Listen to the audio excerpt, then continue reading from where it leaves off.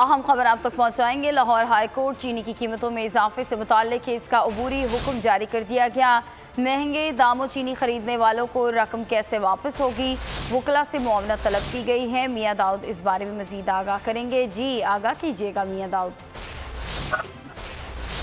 जी, Lahore high court के mister justice Shah Jameel Khan ने नून sugar समेत दीगर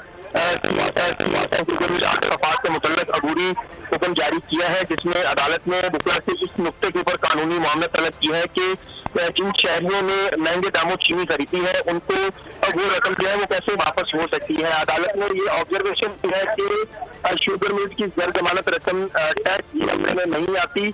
शुगर मिल्स की जर जमानत जमा करवाई गई रकम को कौमी खजाने का हिस्सा जो है वो नहीं बनाया जा सकता। महंगे दामों चीनी खरीदने वाले सार्फिन को रकम जो है वो भी वापस नहीं की जा सकती।